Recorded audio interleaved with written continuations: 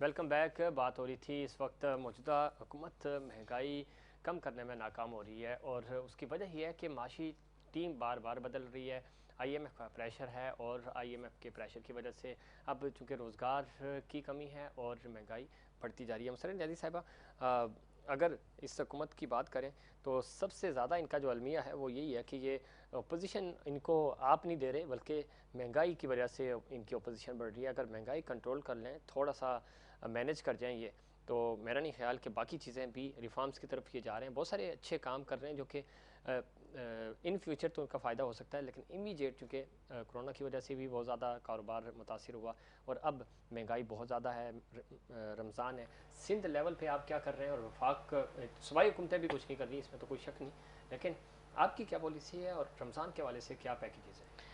देखिए, मैं एक बात बताऊँ सफ़ीर आपको। आपने कहा कि हमारी पॉलिसी या इनकी पॉलिसी पॉलिसी जो है ना फेडरल गवर्नमेंट से बनती है, ठीक है। दूसरी बात यह कि खान साहब ख़ुद फरमाया करते थे कि जब महंगाई बढ़े तो समझें हुक्मरान चोर है। सही। तो फिर अब आवाम को भी पता है, आपको भी पता है, मुझे भी पता है, मंगला भी बड़े अच्छे तरीके से जानती है कि इस वक्त फिर चोर कौन हुआ अगर महंगाई बढ़ रही है या करप्शन बढ़ रही हो। तो मंगला ने कहा कि पीडीएम का जो एजेंडा था वो अपना अपना था, अपना अपना कोई एजेंडा नहीं था। कहा महंगाई के लिए नहीं था। आप मेरे चेयरमैन की कोई भी स्पीच उठा लें, जितने पीडीएम के जलसे हुए, हर एक जगह आवाम के लिए अगर कहा नहीं गया तो मुझे बताएं। दूसरा कहा कि आसिफ अली जरदारी साहब ने नवाज शरीफ को बुलाने के लिए कहा। बिल्कुल हमने कहा कि हम जमहूरी अंदाज से नवाज शरीफ साहब यानी मुस्लिम लीग के साथ, पीडीएम के साथ हैं। वो पाकिस्तान में तशरीफ़ लाएं और तमाम केसेस को फेस करें। अच्छा। अगर जेल में जाते हैं तो पाकिस्तान पीपल्स पार्टी भी आपके साथ जेल में होगी, सड़कों पे होंगे तो हम आपके साथ सड़कों में होंगे, और आप ही को लीड करते हुए हम आपके हाथ जो है ना अपने इस्तीफे देते हैं। आप बिल्कुल पेश कीजिए। आपने कहा कि वज़ीर आज़म ने कहा था कि जी अगर महंगाई हो तो समझ लें वज़ीर आज़म करप्ट है और अगर लीडर करप्ट है, और अगर वो हो आईएमएफ के पास नहीं जाऊंगा, खुदकुशी कर लूँगा। आपने जो कहा था हम इनके नून लीग के बारे में, इनको लाहौर की सड़कों पे घसीटेंगे, वो कह रहे थे आपको लाड़काना की सड़कों में घसीटेंगे, और यही वो कहते थे कि मोहतरमा के बारे में उन्होंने क्या क्या नहीं कहा। फिर आप उनके साथ इत्तेहादी बन के बैठे। अभी बिलावल के बारे में वो कह रहे हैं एहसन इकबाल साहब के इतना इनकी उम्र नहीं है जितना हमारा तजर्बा है।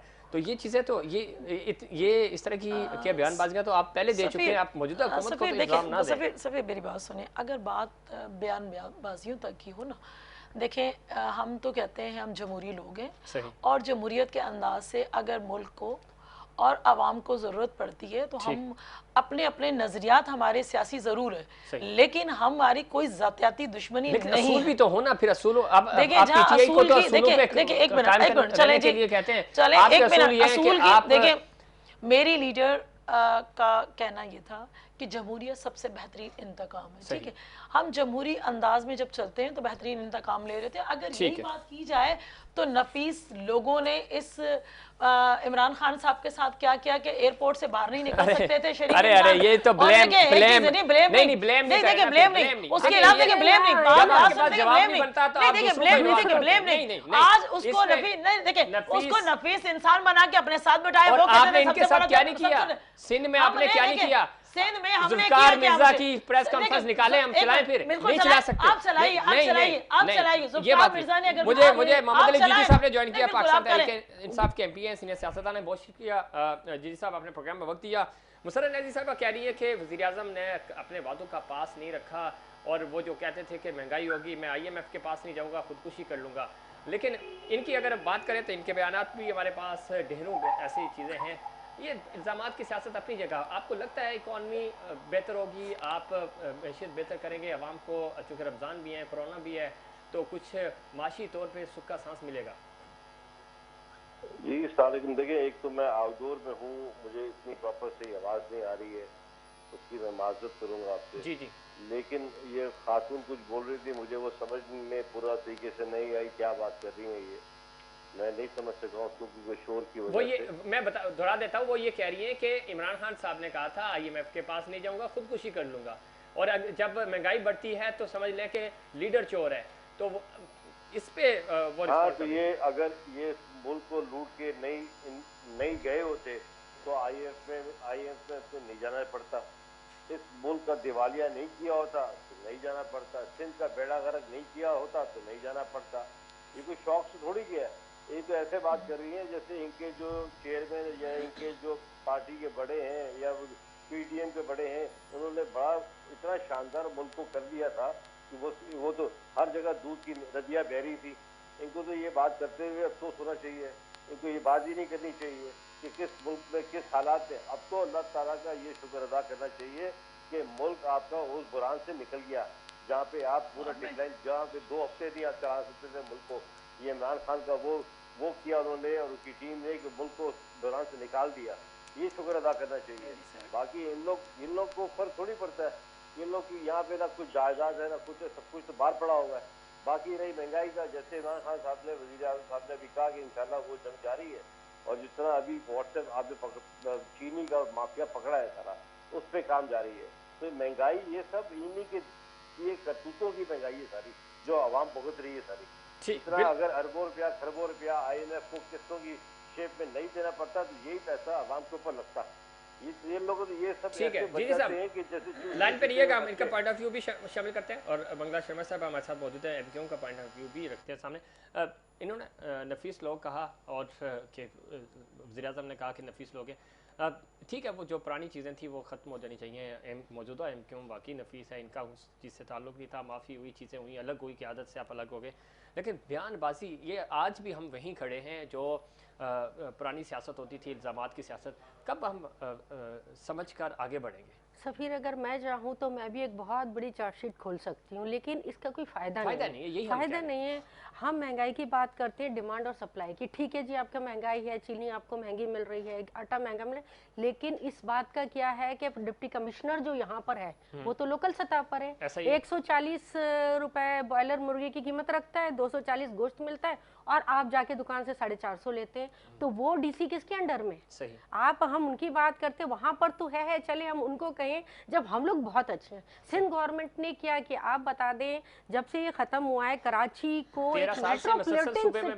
आप बता दें कि कराची में कौन सी तरक्की हुई, सिंध में कौन सी तरक्की हुई है। फिर आप कहते हैं ठीक है, पता नहीं किस तरह से कि भुट्टो साहब का जो गढ़ था, पाकिस्तान पीपल्स पार्टी का जो सियासी किबला है, वहाँ पे कुत्ते के काटने की वैक्सीन तक नहीं है। ये तरक्की हुई है 13 साल। देखिए आप एक चीजों को मकसद यही है कि आप भी तो डिलीवर करके दिखाएं ना। शिकायत करना, इल्जाम लगाना बड़ा आसान होता है। इस वक्त महंगाई, आम आपको सब्जी महंगी मिल रही है। सालों में तो इसमें जीजी साहब की बात तो सही है ना। ये सारा तबाही तो इन्हीं हुकूमतों ने की है ना। पाकिस्तान 2008 से 2013 के दरमियान जब पीपल्स पार्टी की गवर्नमेंट थी, जब वो मरकज में भी थी, सूबे में भी थी, तब तो बहुत कुछ होना चाहिए था। हालत ये होती थी कि एक ट्रेन जब आती थी उसका इंजन दूसरी ट्रेन को लगता था, तब वो जाते थे। जी देखें, मेरी बहन फरमा रही है कि हमने कुछ नहीं किया और कुत्ते की वैक्सीन नहीं मिलती है और ये सारे जो है ना बातें मैं सुन रही थी, वो तहरीके इंसाफ के जो भी मेरे भाई हैं जी, मोहम्मद अली साहब जो है, इनको तो देखें, इनका तो PTI का तो फार्मूला ही यही है कि अगर इलेक्ट्रिसिटी पूरे मुल्क में गायब हो जाती है तो इतने नालायक लोग हैं, उसका भी बहरान का जिम्मेदार जो है ना ये अपोजिशन को या गुज़श्ता गवर्नमेंट को ठहरा देते हैं। देखिए एक मिनट, जब मेरी बात पूरी नहीं होने देंगे फिर गलत होगी। आप मेरी बात जब पूरी नहीं होने देंगे बेकार है ना। उनके टाइम में आपको टाइम दे, जब मुझे देंगे इधर आप मेरी बात पूरी नहीं होने देंगे फिर तो बिल्कुल गलत है ना। देखिए एक मिनट, जब आप मुझे बताएं, एक मिनट आपने कहा ना, एक मिनट नहीं आपने कहा, देखिए तो आप मेरी सुनेंगे नहीं, आप मेरी सुनेंगे तो बेकार है ना, बेकार है आपकी बात। जब आप मेरी सुनेंगे तो फिर बेकार है ना। प्रोपेगेंडा किस बात का लॉजिक देना, लाइट बंद हुई, लाइट आप मुझे बताएं ना किस बात का प्रोपेगेंडा दे। देखिए सिंध के अंदर जितना सेहत के अंदर काम हुआ है, NICVD की डिफरेंट ब्रांचेस पूरे सिंध के अंदर मौजूद है। देखिए एक NICVD है ना, अगर बात की जाए, अगर बात की जाए एक मिनट, अगर बात की जाए तो KPK में भी 8 साल से उनकी गवर्नमेंट है। एक प्राइवेट हॉस्पिटल को लेके जो है ना उसी के लिए आप साबित करें, कब्रिस्तान नहीं छोड़ते, ये तो क्या है? आप साबित करें ना, 3 साल से पीछे पड़े हुए, नैब को पीछे लगा के पड़े हुए, कोई चीज साबित हुई हो तो बताएं। नैब, नून लीग और पाकिस्तान पीपल्स पार्टी, उस वक्त तो आप चेयरमैन चुन के ला रहे थे अपनी मर्जी का। अब जब कार्रवाई वो आइए, कार्रवाई सिर्फ जो है ना अपोजिशन के खिलाफ ही क्यों होती है? एक चीज बताते हैं, पूरे सिंध में बड़े बड़े यहाँ बिजनेसमैन बैठे हुए हैं, सारी बच्चे MBA करके पढ़ के आते हैं, वो बिजनेस नहीं कर पाते। आपके ये काके और ये मिस्टर सिस्टम ये कहाँ से खरबों रुपए इकट्ठे कर लेते हैं? कश्तियाँ भर भर के आप दुबई पैसा भेजते हैं, ये कैसे कर लेते हैं? ये आपकी सोच है कि कश्तियाँ भर भर के जा रही हैं, और अगर ऐसी भर भर के जा रही थी तो ये हमारा जो निजाम था वो कहाँ है? ऐसा कुछ भी नहीं है ना। अभी उन्होंने हाथ रखा है तो आपने आपकी चीखें निकलना शुरू हो गई। नहीं, चीखें हमारी नहीं निकलती हैं। तो किसकी निकली है? नहीं निकलती। ज़रदारी साहब के सारे फ्रंटमैन पकड़, जब उन्होंने हाथ डाला आप जाके वहां पे बैठिए। सबको पकड़ ले, इनका काम ही क्या है? इनका काम ही पकड़ना धक्का। तो सही तो कर रहे हैं, यही काम है, इसलिए तो आए। जी साहब, डिलीवरी नहीं करना ना, प्रोग्राम का वक्त खत्म है। जी साहब, आप किस तरह देखते हैं? इसमें कोई शक नहीं। ये जितने भी केसेस हैं इनके ऊपर, इनके पुराने केसेस है सारे। नवाज शरीफ ने जरदारी के ऊपर किया, जरदारी ने नवाज शरीफ के ऊपर किया, समझ गए? ये सब एक ही चट्टापट्टा स्टोरी है। आज PTM का जनाजा निकल गया, अभी आप वेट करें, अभी 40वां भी होने वाला है। इन्होंने तबाह करके पूरे सिंध को तबाह कर दिया। वे बातें करते हैं इमरान खान को, सिंध को तबाह कर दिया। कोई सिंध में क्या चीज दी इन्होंने? और आपने KPK में क्या कर दिया? क्या खूबसूरती ले आए आप लोग?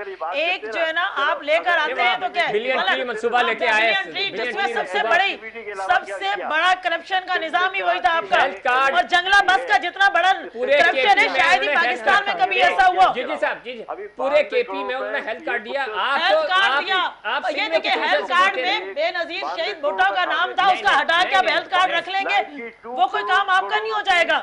कुत्तों के ऊपर, कुत्तों के नाम पे खा गए 92 करोड़ रुपीस, क्योंकि न्यूट्रल कर रहे हैं। ये उसको भी नहीं छोड़ा इन्होंने। इनके आप कह रहे थे कुत्ते की वैक्सीन नहीं मिलती है, इनकी अपनी जो ना पंजाब की मिनिस्टर कहती है कि वैक्सीन हमें सिंध से मिलती है। जगह जगह में इतने कुत्ते हो गए सिंध के अंदर, बेशुमार कुत्ते इतने हो गए कि बच्चों को काट रहे हैं। ये 92 करोड़ रुपीस सिंध की हुकूमत वो कुत्तों के ऊपर नाम पे खा गई। कोई चीज को मिलती है, ये उधर से पैसा कमाने।